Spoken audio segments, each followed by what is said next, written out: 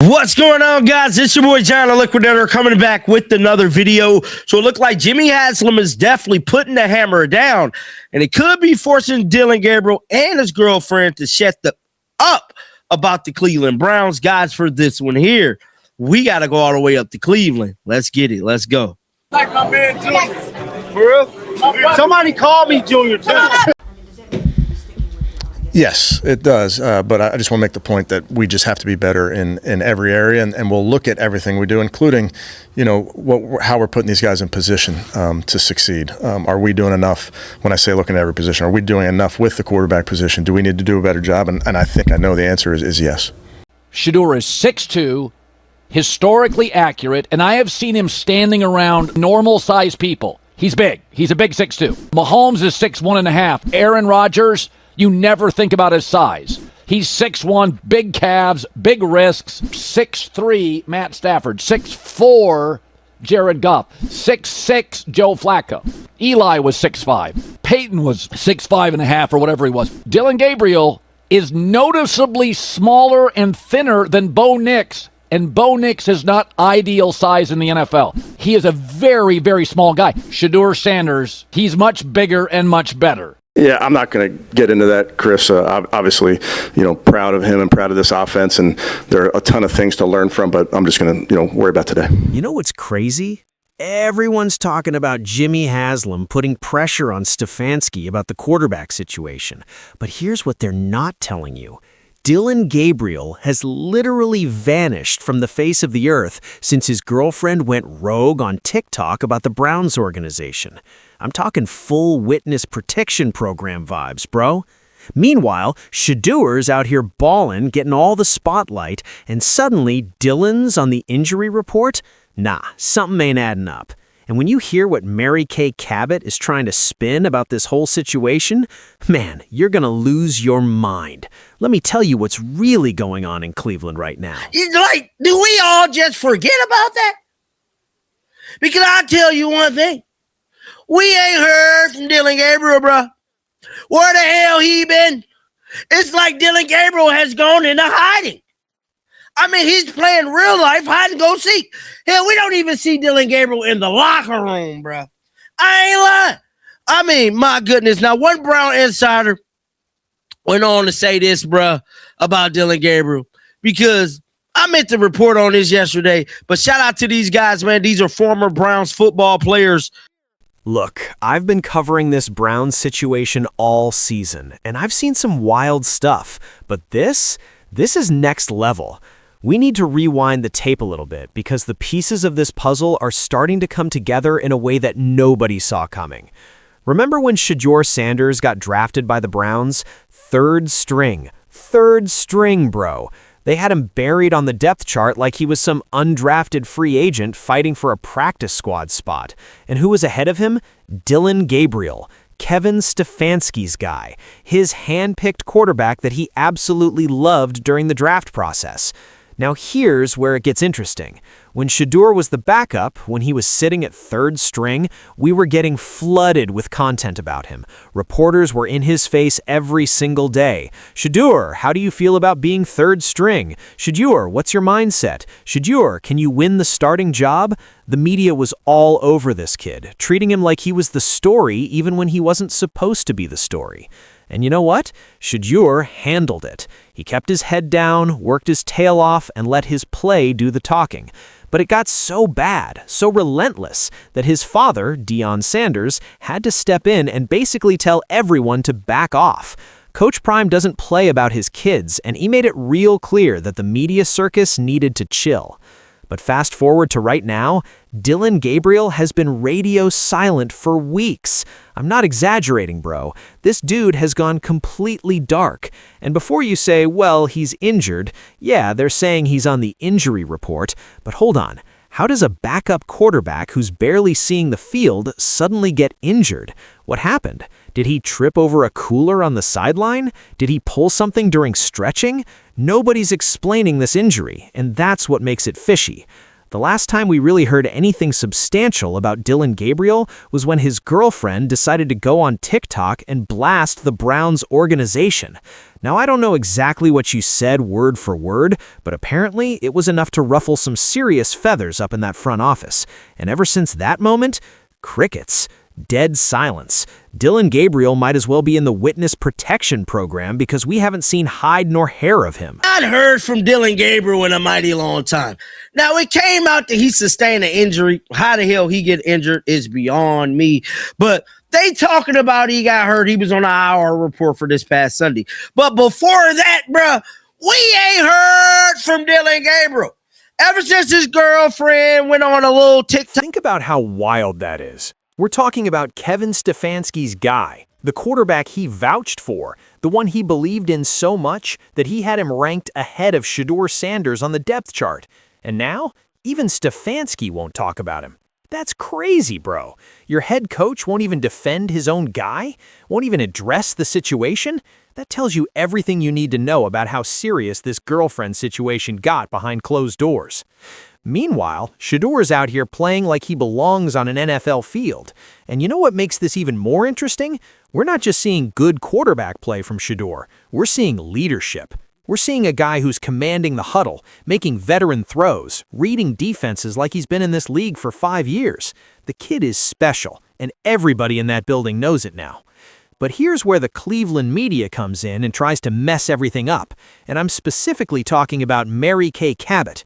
Now look, I usually don't go with media members like this, but when you hear what she's been saying, you're going to understand why so many people are frustrated with her coverage. Mary Kay went on the Ultimate Cleveland Browns show.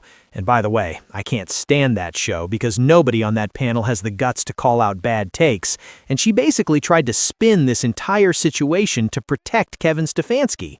She's out here acting like Stefanski never had a fair shot because he didn't have a good quarterback. Wait, what?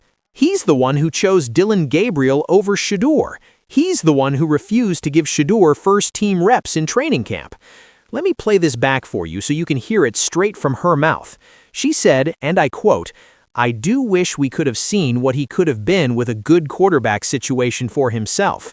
Then, when they asked her if Stefanski should keep his job, she talked about how these guys are still playing hard for him and how he deserves another chance. Bro, let me tell you something. These players aren't playing hard for Kevin Stefanski. They're playing hard for Shedeur Sanders. They're playing hard because they finally have a quarterback who can make plays and give them a chance to win games.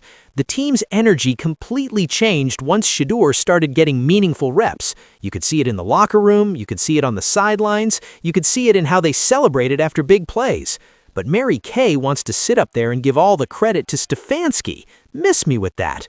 And what's even more frustrating is that nobody on that panel pushed back. Nobody said, "Wait, Mary Kay, isn't it Stefanski's fault that he picked Dillon Gabriel in the first place?" Nobody held her accountable for that terrible take. Dillon Gabriel cleared concussion protocol. Aiden Huntington has that quad injury. Brendan Bates with the ankle injury. I'd say both those guys are in the weeks. So they'll out this week. We'll see how that goes over the next couple of days. I'll have a better sense. Obviously in the game, like we talked about, great to get a road win for this football team. Some really, really good moments on all three sides of the ball.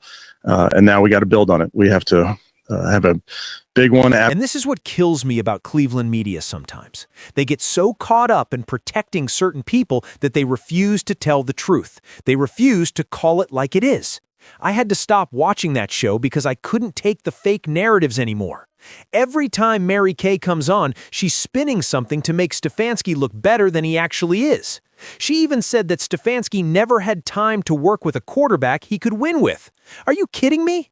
He drafted Dillon Gabriel. Dillon was his guy.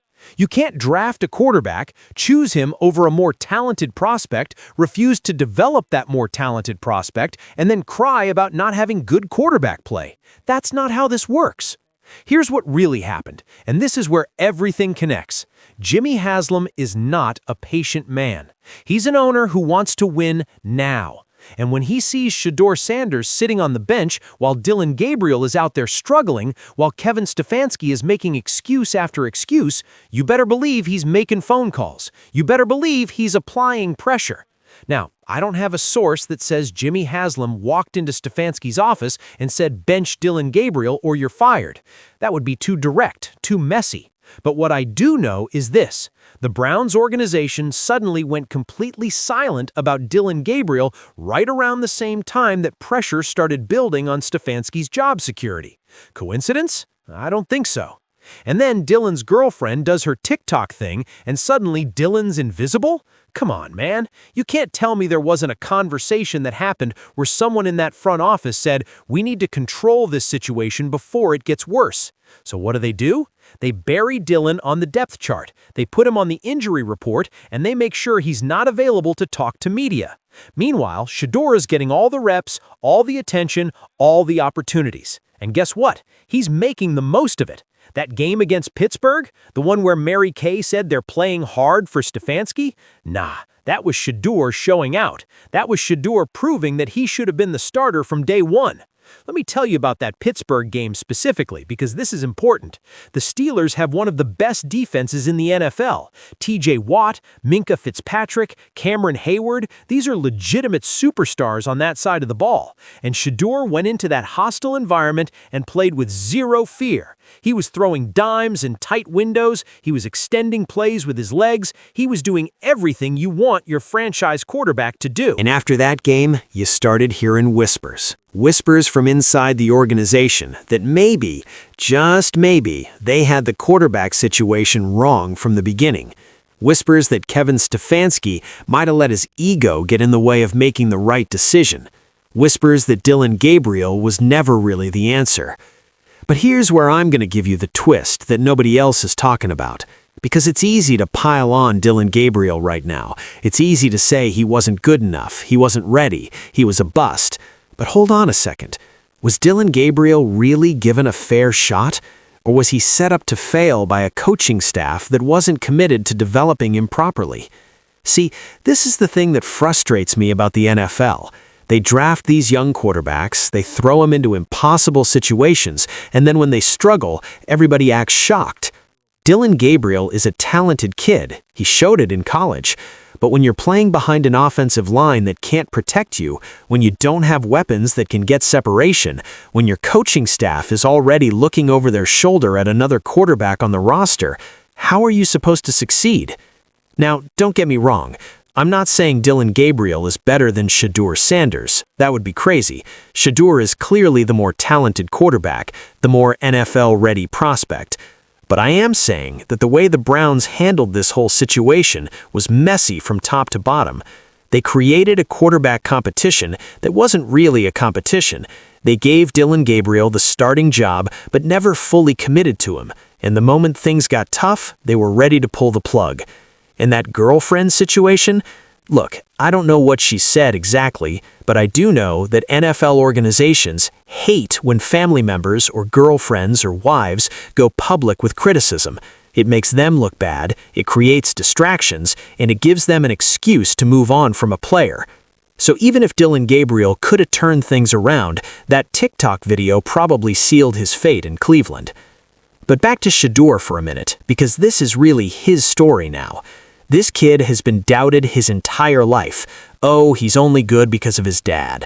Oh, he played at a small school. Oh, he can't handle NFL pressure. Every single step of the way, people have tried to tear him down, and every single step of the way, he's proven them wrong. When the Browns drafted him third string, people said it was disrespectful. And it was disrespectful, but Shedeur didn't complain. He didn't go on social media and cry about it. He just worked. And when his opportunity came, he seized it with both hands. That's what separates good players from great players. Great players don't make excuses. They don't wait for perfect situations. They create their own opportunities through preparation and performance. And that's exactly what Shedeur has done in Cleveland. Now, the big question is, what happens next? Because Kevin Stefanski's job is very much in jeopardy. There are reports from Albert Breer and other insiders suggesting that Stefanski might need a change of scenery. And honestly, that might be best for everyone involved. Stefanski's a good coach, but sometimes it just doesn't work out. Sometimes the fit isn't right, and it's time to move on. If Stefanski leaves Cleveland, you better believe Dylan Gabriel is going with him, because that's his guy. That's the quarterback he vouched for, the one he believed in. And wherever Stefanski lands next, he's probably going to try to bring Dylan along for the ride. That's just how this business works. But for Cleveland, their future is Shedeur Sanders. Period. End of story. This kid is special, and if they're smart, they'll build the entire offense around him. Get him some weapons in the draft, fix that offensive line, give him a real shot to be a franchise quarterback. Because here's the reality. The Browns have been searching for a franchise quarterback for decades. They've tried everyone. They've drafted busts, they've signed free agents, they've made trades, and none of it has worked. But now they have a legitimate answer at the position, and they almost missed it because of ego and bad evaluation. That's the real story here. Not some conspiracy about Jimmy Haslam forcing anyone to do anything. The real story is that the Browns finally have their guy, and they almost screwed it up by overthinking it. So let me ask you this, and I really want to hear from you in the comments. Do you think Dylan Gabriel deserves another shot somewhere else? Or was he just not good enough for the NFL? And what about Kevin Stefanski? Should the Browns keep him, or is it time for a fresh start? Drop your thoughts below, because I know this one's going to be controversial. And if you made it this far, you're part of the real ones. Hit that subscribe button, turn on notifications, and let's keep this conversation going, because the Browns drama is far from over, and you know I'm going to be here breaking it all down for you. Until next time, shake the haters off. I'm out.